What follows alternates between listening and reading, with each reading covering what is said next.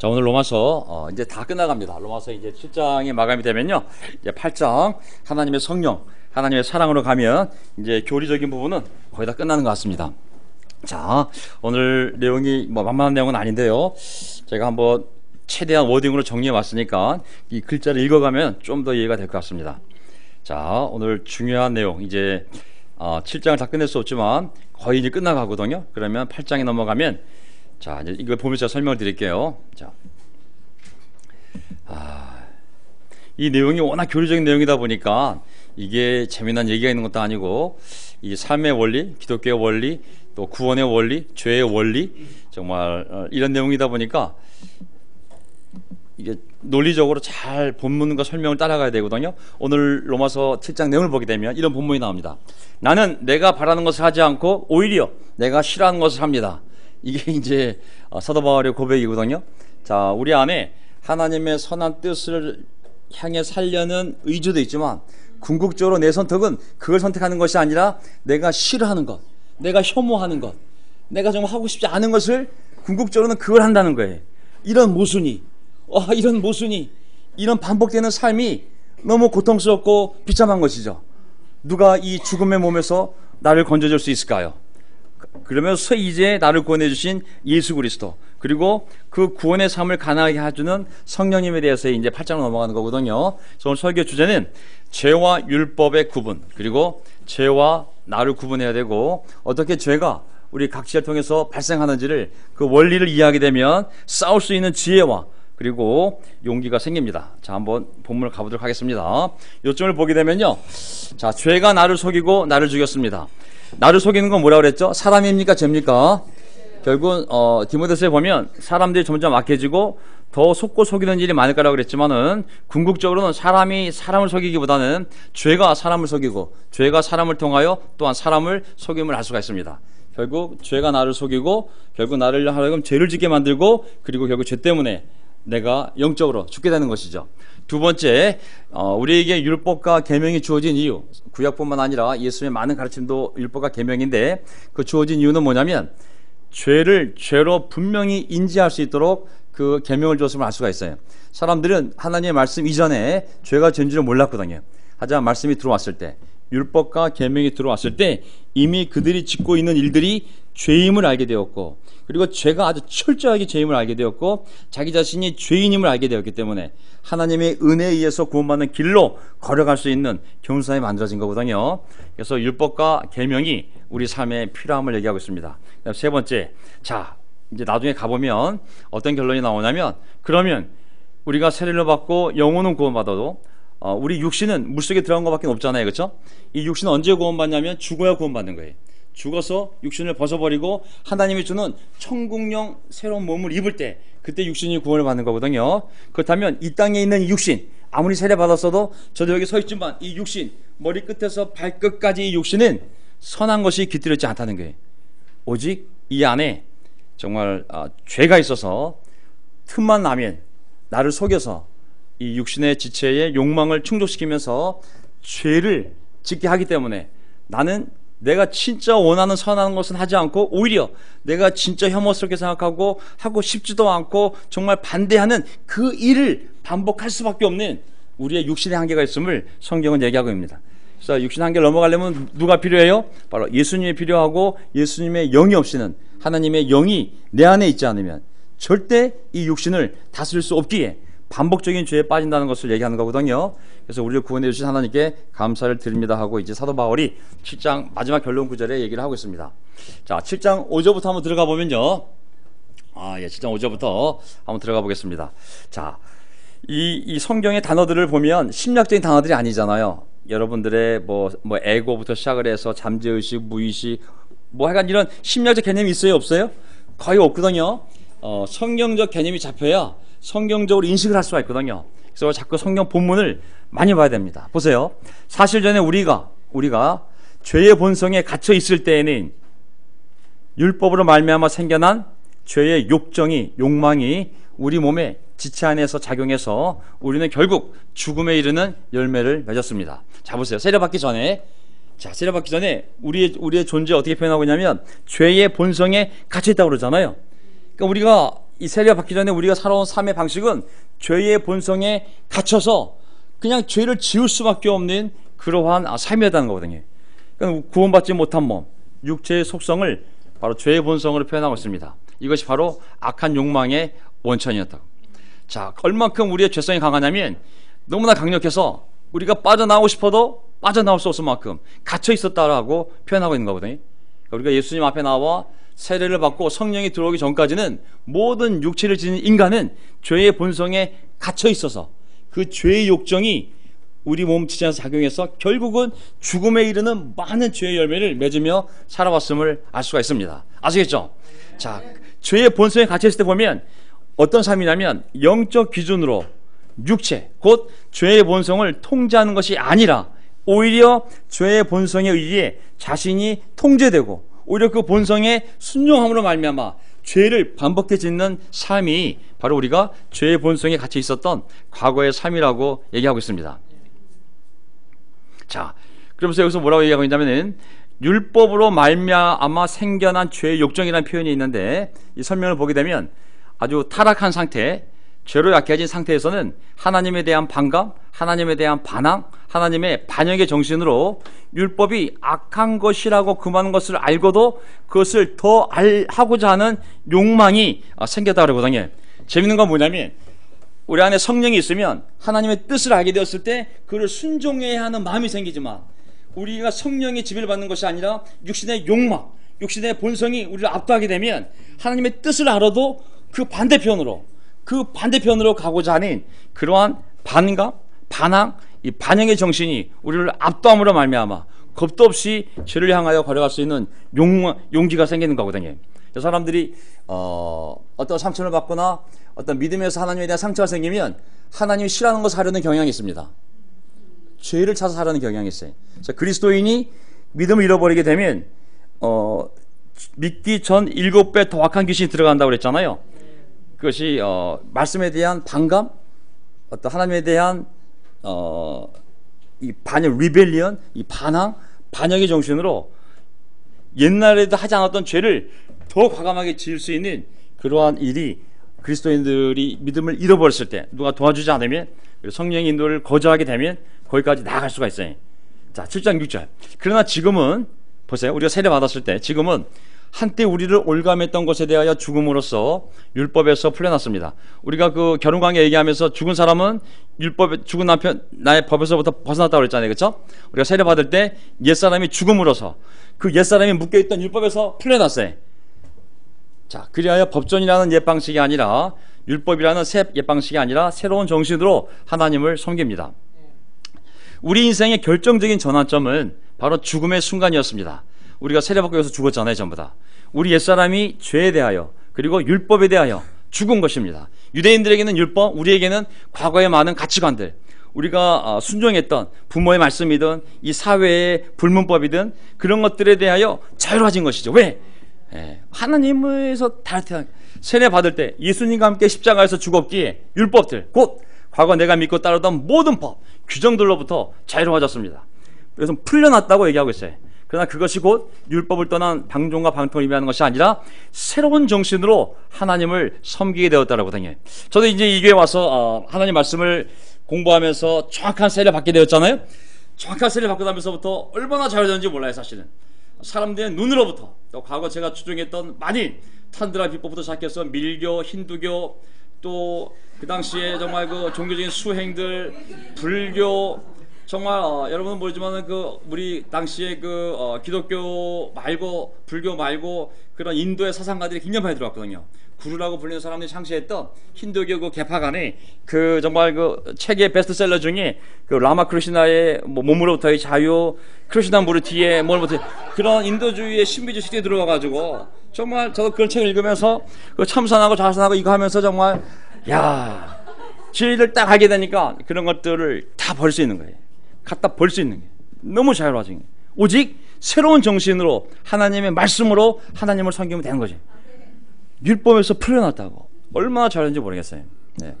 자, 새로운 정신으로 하나님을 섬깁니다. 옛 방식과 대조가 되는데, 너희들이 세례받기 전에는 유대인들로 하여금 옛사람은 율법에 묶여 있었기 때문에 율법으로 하나님을 섬겼다면, 이제 새로운 정신으로 너희가 세례받고 옛사람이 죽었으면 율법에 묶여 있지 않으니까 이제 새로운 정신으로 하나님을 섬긴다고. 자, 옛 방식이란 뭐냐면 율법에 대한 두려움인 거예요. 야, 순종하지 않으면 벌을 받을 것에 대한 두려움 속에서 율법에 순종하는 방식이 두려움에 의한 순종의 방식이라면, 새 정신에 의한 하나님을 섬김이란 세례 이후 성령님에 의해 새로워진 이 하나님께 대한 새로운 정신, 마음을 말합니다. 이 새로운 정신은 하나님의 법에 대해 두려움이 아니라 오히려 긍정적이고 적극적인 태도로 충만하여 순종의 동기가 해야 하니까이 아니라 하기를 원하니까로 변할 것이다. 아멘. 우리가 예수님을 따르는 것은 해야 하니까라는 것은 한계가 있습니다. 내가 하고 싶으니까 하는 것이 궁극적으로 우리가 멀리 갈 수 있는 유일한 길이거든요. 예, 그래서 우리의 신앙이 더 성숙해져야 됩니다. 해야만 하니까 율법 아니라 내가 사랑하기 때문에 하고 싶으니까, 예배 와야 되니까 왔어요? 오고 싶으니까 왔어요. 솔직히 얘기해 보세요. 수원에서 올 때 어떻게 오신 거예요? 내가 가야만 해 하고 온 거 아니잖아요, 그렇죠? 가고 싶다. 아무리 늦어도 나는 예. 우리가 세우자는 교회 모습은 해야만 하니까이 아니라 하고 싶으니까 하는 거로 가야 이게 관계지. 어떻게 우리가 해야만 한다고 생각하면 어떻게 이 기독교가 참된 사랑의 종교가 될 수 있겠습니까? 7장 7절.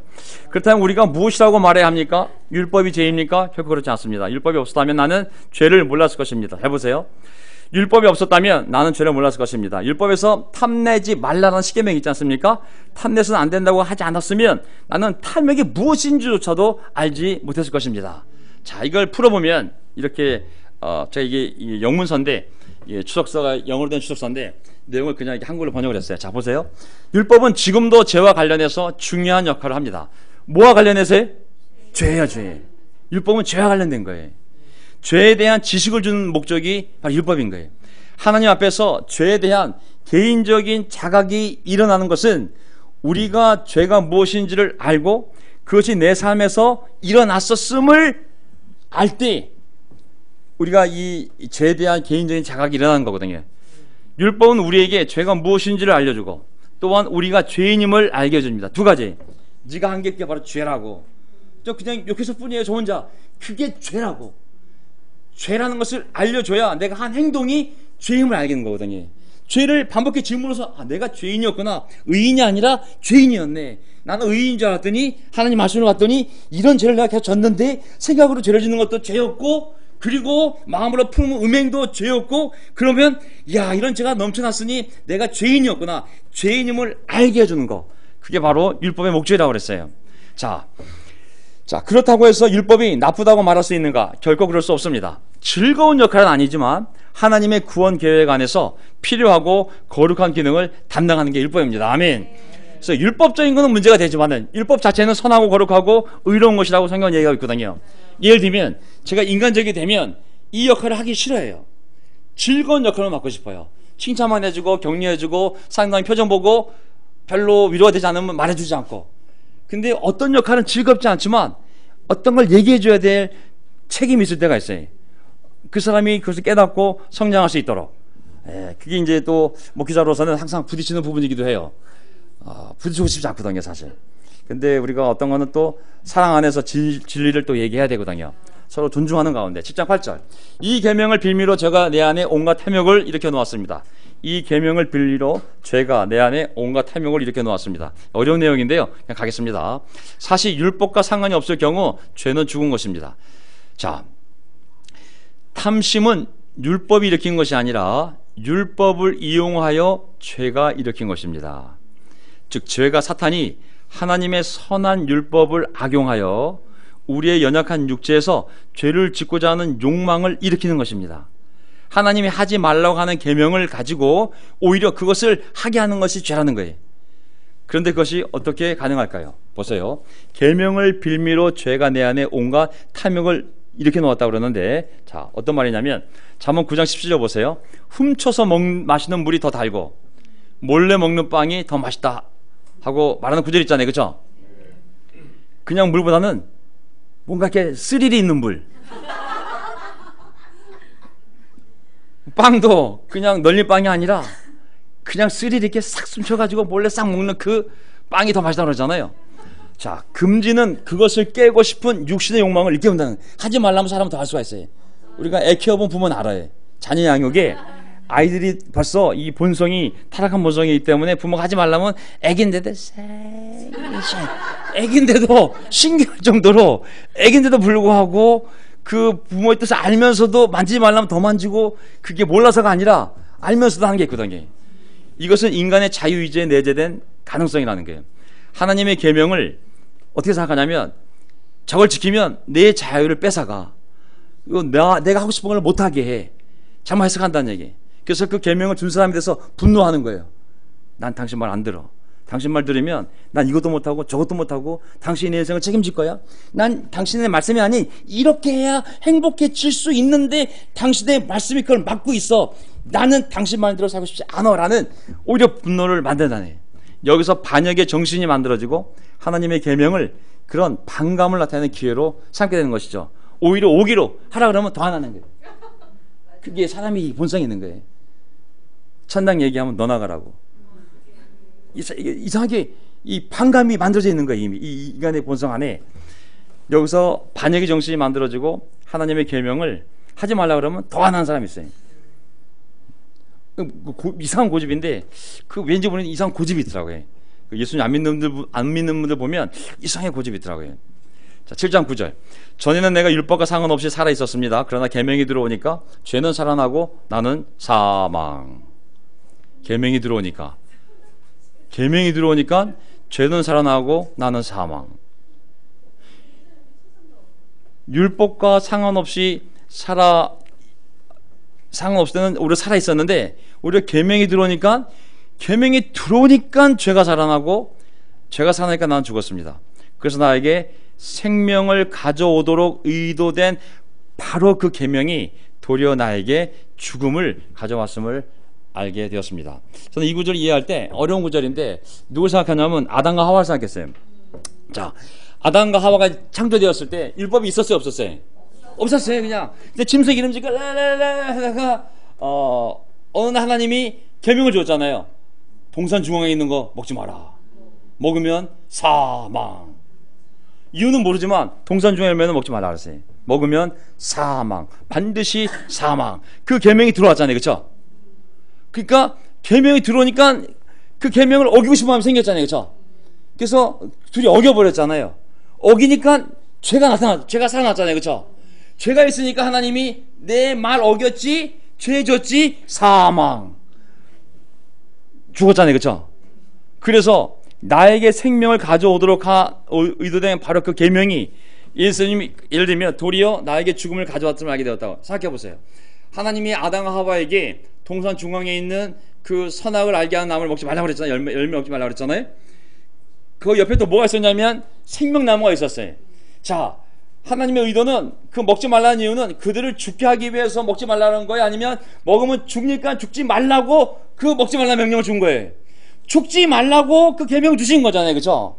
생명을 가져오도록 의도된 바로 그 계명, 동산 중앙에 있는 나무를 먹지 말아라. 먹으면 죽기 때문에 네가 죽으면 안 되니까 먹지 말라고 준 그 계명이 도리어 나에게 죽음을 가져왔음을 알게 되었습니다. 이해가 되시죠, 그렇죠? 자, 나는 죽었습니다. 죽는 말이 뭐냐면 죄 안에서의 죽음을 말합니다. 하나님과의 관계 단절을 말하며 영적인 죽음의 상태에 들어감을 말합니다. 죄의 형벌로서 죽음의 선고 아래 언젠간 죽어야 될 운명이 되는 것을 말하는 것이죠.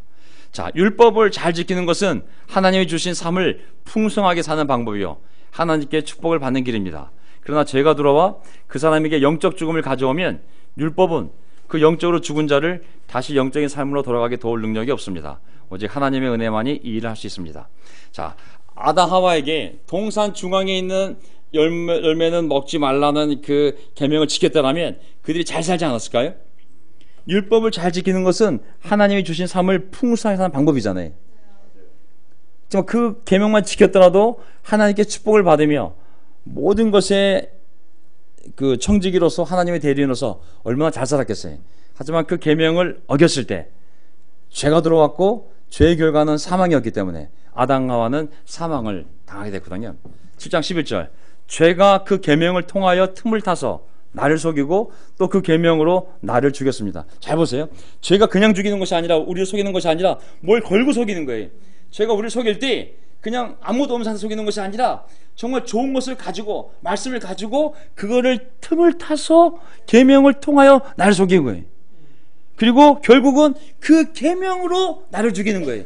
원래 이 계명은 내가 복을 받고 잘 살도록 내 생명을 보호하기 위해서 준 계명인데 그게 하나님의 의도인데 마귀는 죄는 그 의도를 반대로 사용해서 죽이기 위하여 그 계명을 사용해서 속이고 결국은 죄를 짓게 만들고 결국은 죄의 대가로 죽게 만든다는 거거든요.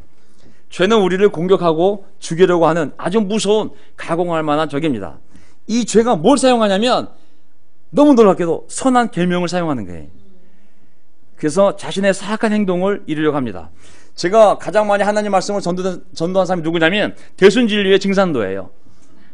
그리스도인이 하나님 말씀을 저를 전도한 경우보다도 증산도 애들이 저를 전도해가지고 그 성경 구절을 이용하면서 기독교를 얘기하는데 놀랍더라고요. 마귀가 오히려 더 성경 구절을 사용하는 거예요. 자, 창세기에 사탄은 뱀을 통해 하나님의 계명을 사용하고 있습니다. 예수님 광야 시험에서 사탄은 성경 구절을 인용하지 않습니까? 그렇죠?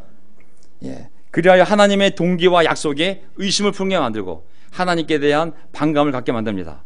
성령님이 말씀을 사용할 때는 하나님의 약속을 믿게 만들고 좋은 결과를 믿게 만들기 위하여 사용한다면 사탄은 그것을 악용을 해서 하나님의 그 동기를 의심하게 만들고 하나님이 줄 미래의 약속을 의심하게 만드는 것이 그게 사탄이 성경 구절을 사용하는 목적인 것이죠.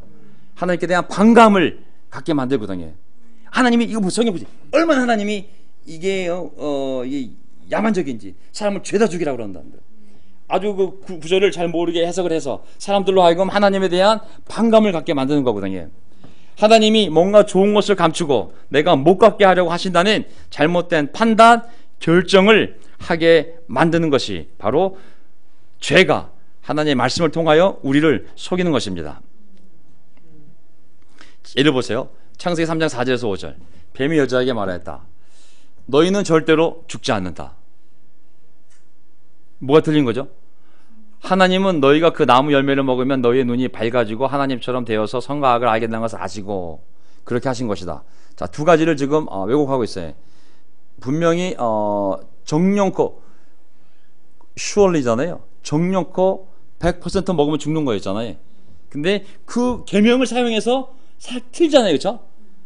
먹어도 절대로 죽는다 그랬는데 절대로 죽지 않는다고 그 계명을 사용하고 있어요.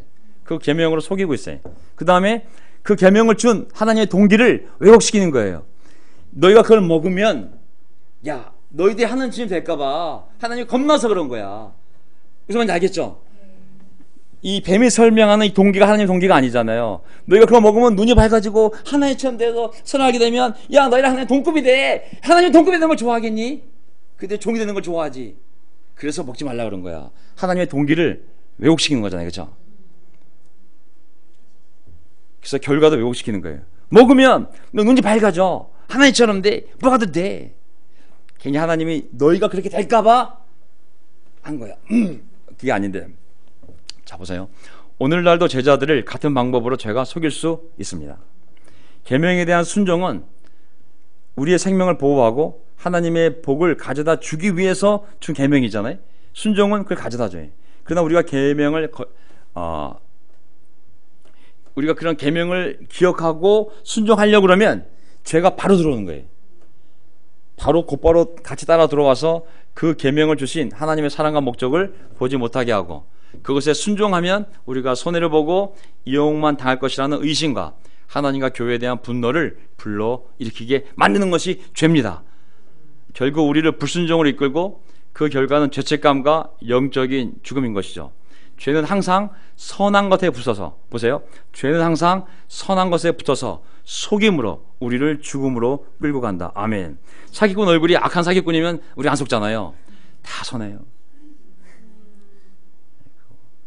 우리가 분별할 수가 없어요. 죄는 항상 선한 것에 붙어서 속임으로 우리를 죽음으로 끌고 간다. 그래서 정말 조심해야 됩니다. 자, 그러므로 율법은 거룩하며 계명도 거룩하고 의롭고 선한 것입니다. 하나님 말씀은 거룩하고 계명도 거룩하고 의롭고 선한 것. 다만 마귀가 이것을 악하게 이용할 뿐이지 하나님 말씀 우리가 순종해야 된다는 것입니다. 아멘. 자, 시간이 없기 때문에 자, 빨간 거 보세요. 자, 하나님과 그분이 만드신 율법과 계명, 이 성경 말씀은 모두 같은 영적 속성을 갖고 있습니다. 즉 거룩하고 의롭고 선합니다. 하나님은 우리를 향한 가장 좋은 것들을 율법과 계명에 담아 놓으셨습니다.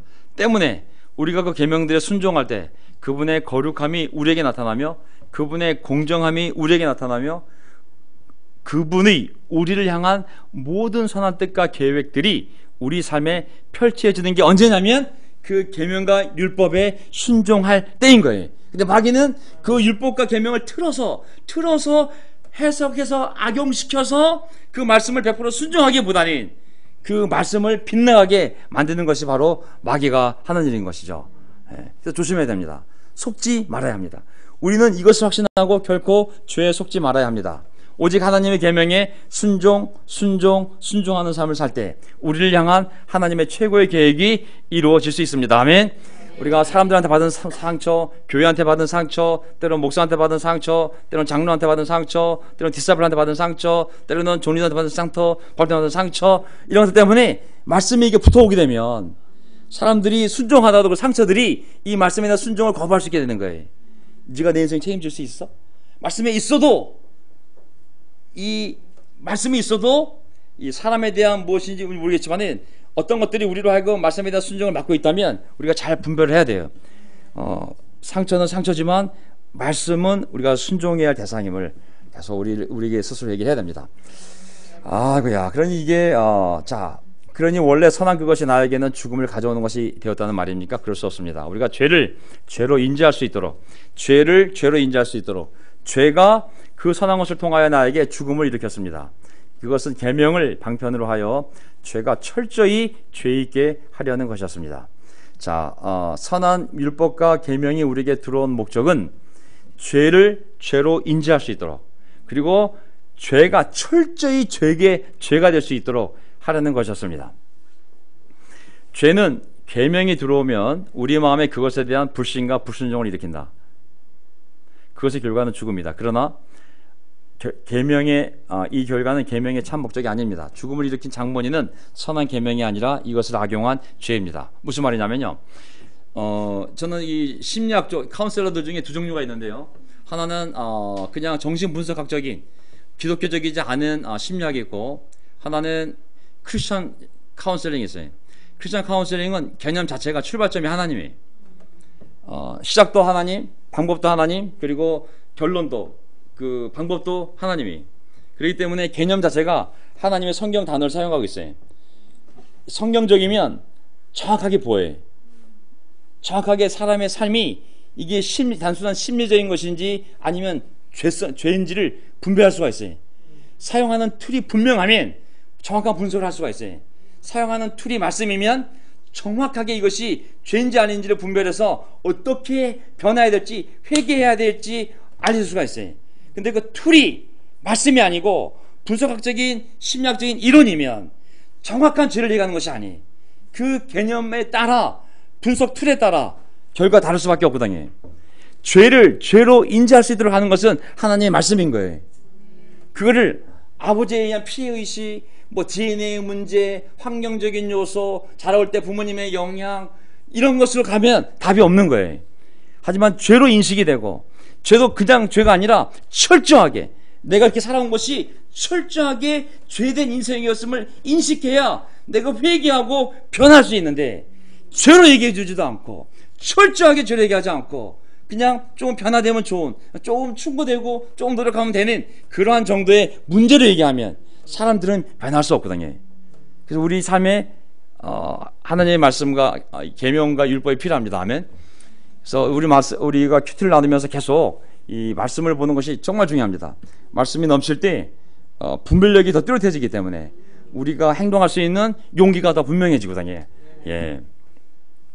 자, 이제 끝났습니다. 2분 남았네요. 예. 자, 성경은 계속 우리한테 뭘 얘기하고 있냐면 이렇게 하고 있어요. 우리의 영적이지 않은 육적인 존재로, 나는 영적이지 않은 육적인 존재로 죄의 종으로 팔린 몸입니다. 세례를 받았어도 사도 바울이 고백인 거예요. 야, 사도 바울이 뭐래? 나 세례 받았어, 나 구원 받았어. 하지만 내 몸은 영적이지 않은 육적인 존재가 이게 내 몸이기 때문에 내 몸은 죄의 종으로 팔린 몸이라고. 내 영혼은 구원 받았고 성령이 날 인도하고 있지만 이 육신은 물만 들어가다 뿐이지 아직까지도 영적이지 않은 육적인 존재요, 죄의 종으로 팔린 몸이기 때문에 이 부분에 대해서는 항상 긴장감을 가질 수밖에 없어요. 마귀가 계속 이 몸을 사용해서, 우리 육적인 지체를 사용해서 계속 우리를 욕망을 부추기면서 죄를 짓게 만들 거거든요. 영혼은 구원받았어요. 아멘. 우리 영혼 마귀가 어떻게 할 수가 없어요. 근데 이 육신을 사용해서 계속 우리를 유혹하고 무너뜨릴 수 있는 거예요. 머리만 빠져도 얼마나 다운되고 영적으로. 예. 그래서 하나님의 은혜가 의심스러워지잖아요. 왜 이렇게 하나님이 내 머리를 보살피지 않을까. 그러니까 뭐 육신이 계속 우리로 하여금 이 약점 포인트를, 교도보를 마귀한테 제공할 수 있는 거거든요. 결론이 이거예요. 끝났어요. 나는 내가 하지 않는 것을 하는 것을 이해하지 못합니다.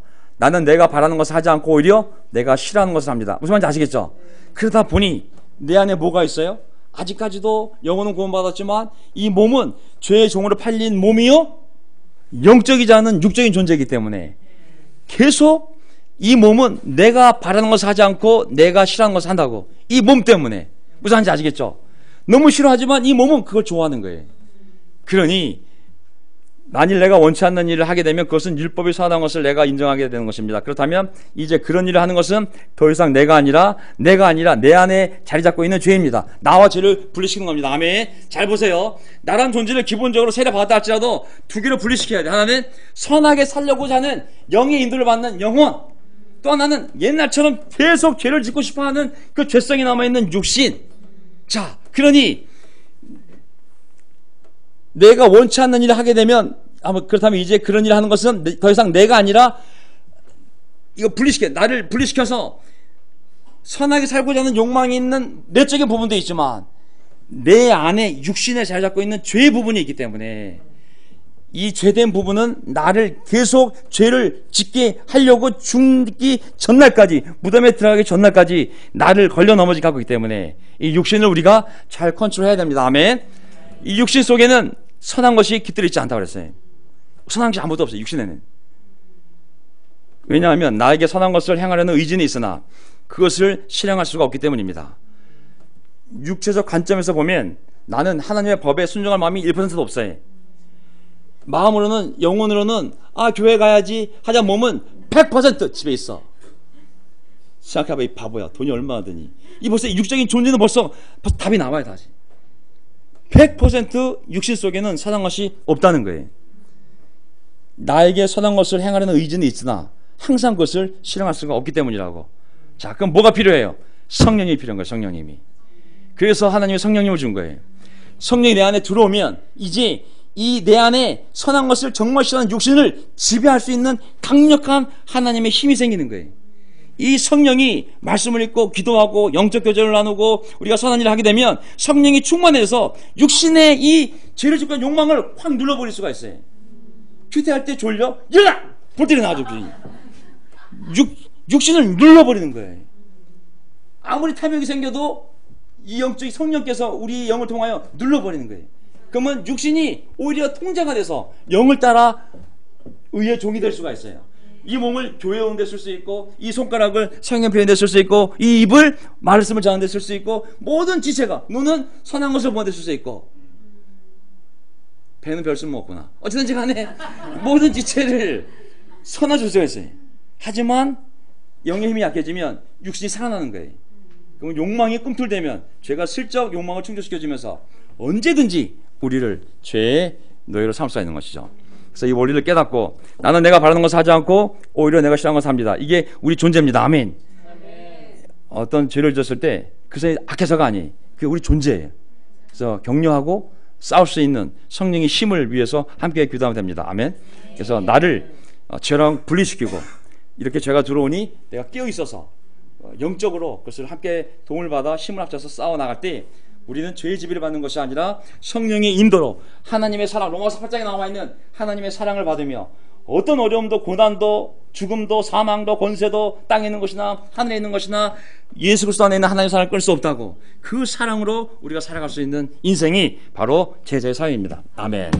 자, 우리 50분인데요. 한 10분이라도